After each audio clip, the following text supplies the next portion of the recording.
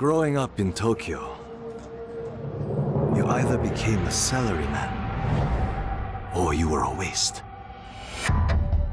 If you asked around, it's safe to say I was the latter. They said I lacked self-control, that I shamed my family. So my father sent me off to relatives in the States. Turns out, Americans care a lot more about earnings than honor. Which worked out fine. Until the Zeke showed up.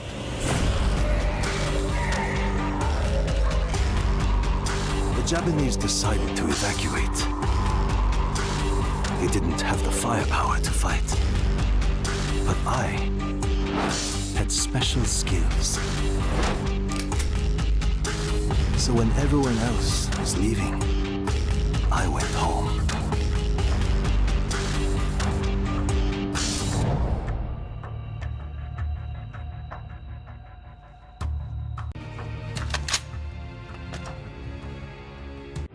I was just a boy when the Soviet Union collapsed. The nation was divided in two. Those with power and those without. At 8 years old, I learned the price of weakness. And I vowed never to pay that price again. I became the strong man. I gathered wealth, influence, and power. But nature is indifferent to the hierarchy of men. Once more, she burned my world to ashes, leaving only bitterness and the rage I would need to survive.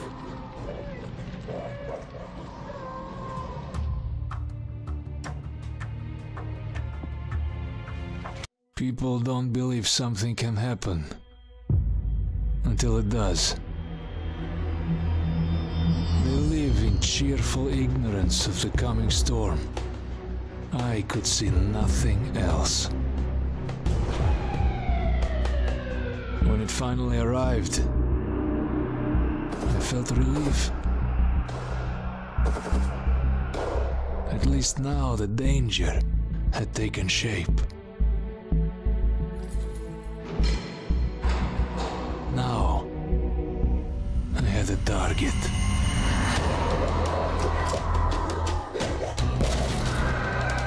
And I didn't have to fight alone.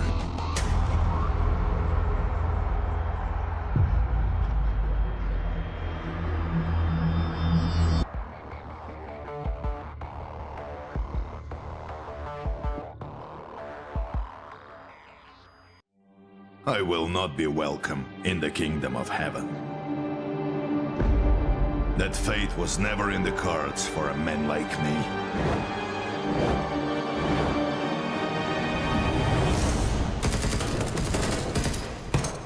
The Lord had other plans.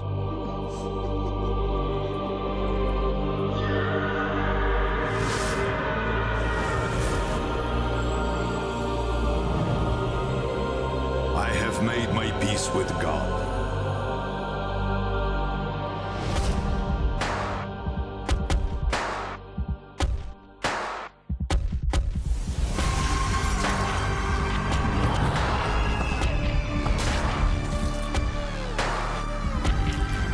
He is with me in this life,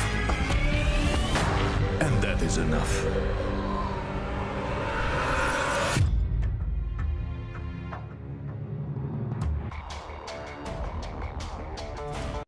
There were moments when men's cruelty could not be explained.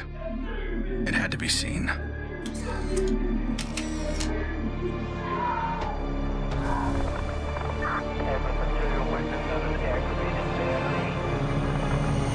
The perfect shot pierced our numbness, sent up a flare to save the next generation, and said, "This is where we've been.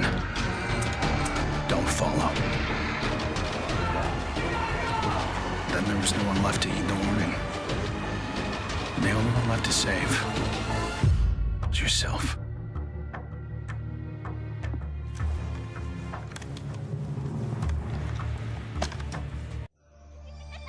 My earliest memory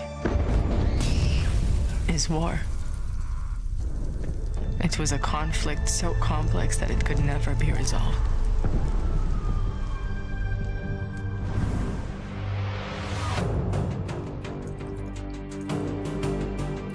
But this war isn't complicated.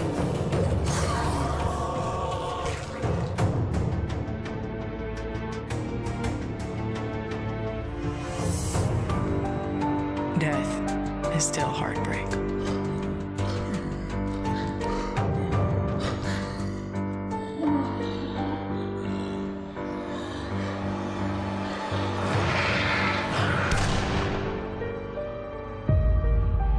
But a kill is a kill.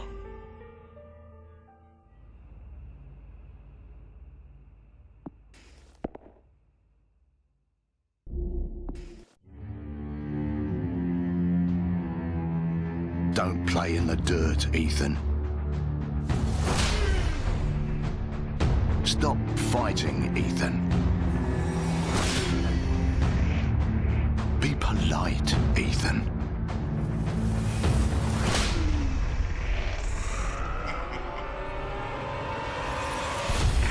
We can suppress the animal instincts all we want, bury them under layers of polish. But they exist for a reason. When we lived in a genteel fairy tale world, somebody did the dirty work out of sight. But when the fairy tale turned nightmare,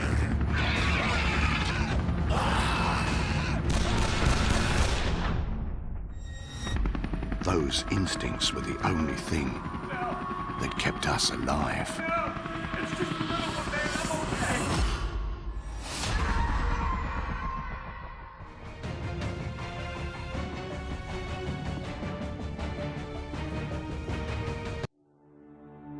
Where there is life, there is light. The glow of hope. At times it burns brightly, but dwindles and fades.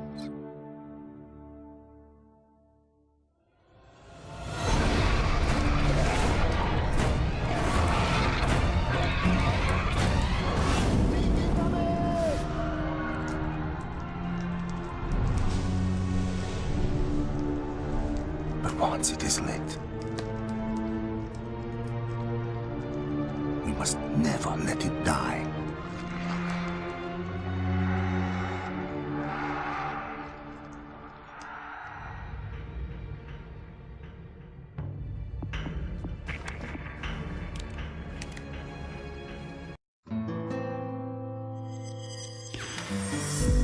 I was born into this life. I suffered for it and reaped the rewards.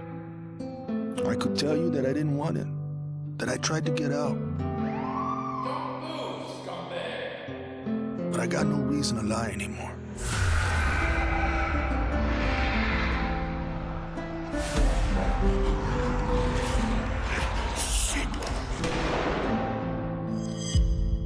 That life is the only reason I'm still here.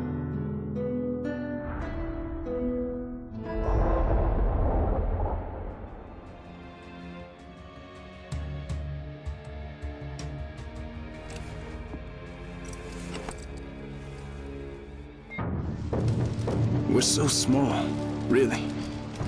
Insignificant. In the grand scheme, one life means so little. You dedicate yourself to a principle. But in the end, it's out of your control.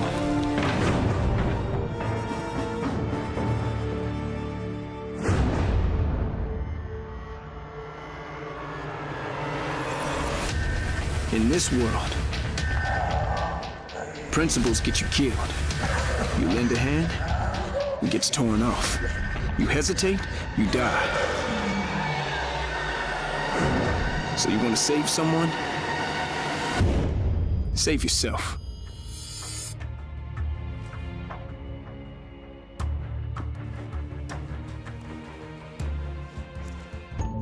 To all my classmates who alienated me because I was different. To anyone who never gave me a chance. To the people who ignored me while I hid behind zeros and ones. Thank you.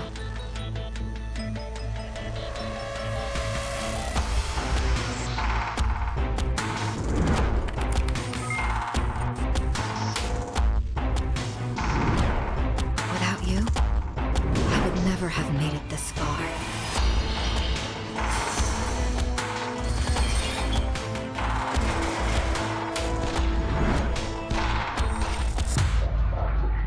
I would have been weak and dependent.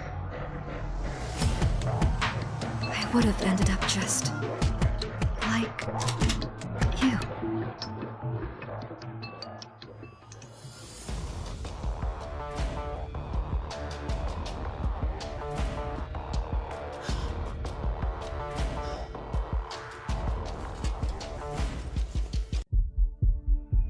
There's never a moment when you forget. It's there when you fall asleep and when you wake up. You keep going over the things you should have done. I should have stayed home that day. I should have held on.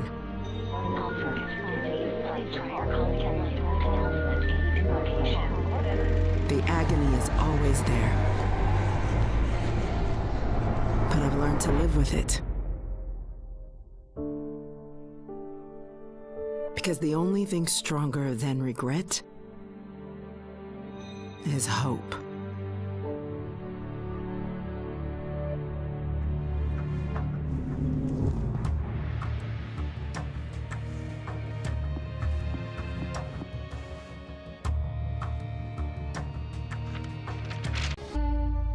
I was never afraid of Cachet the Deathless. I laughed at the fairy tale of this undead phantom. A woman of science would never fear such silliness. But what do we know?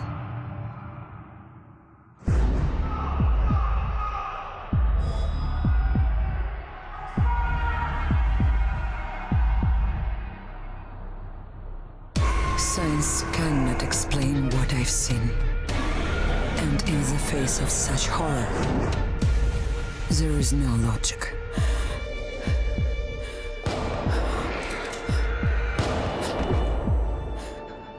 Only faith.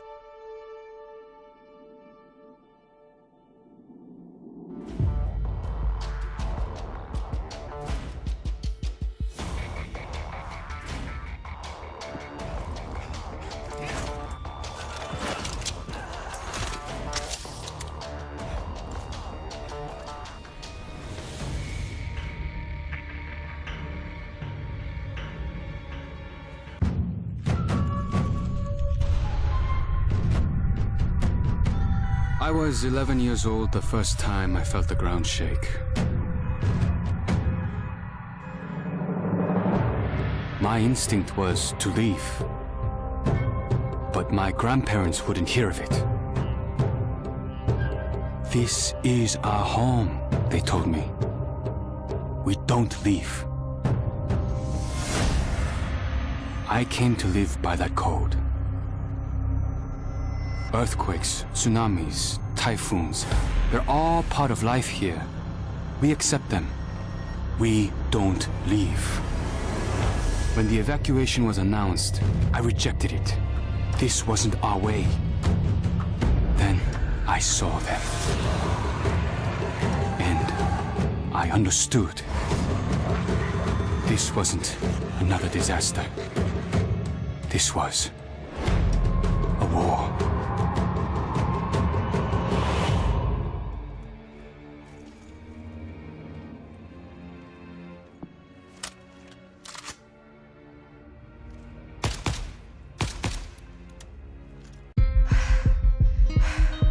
Nobody expected a 9-year-old girl from Tokyo to be fascinated by guns.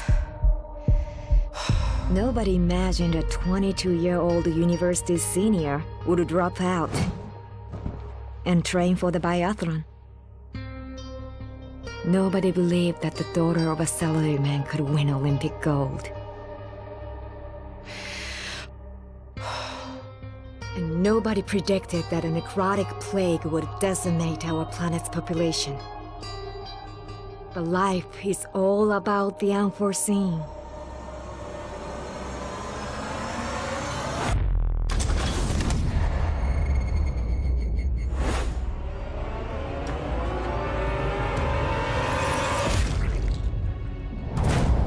And nobody saw me coming either.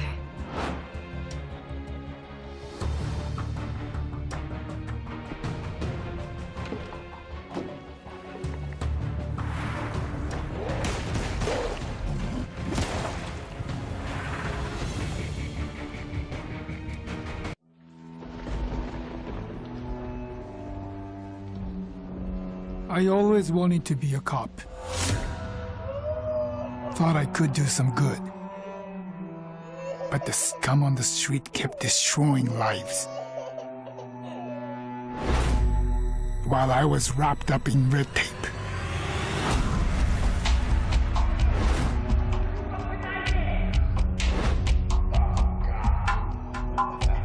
Shackled by senseless laws. The virus stripped all that away. Left us to fend for ourselves. And finally, the chains were off.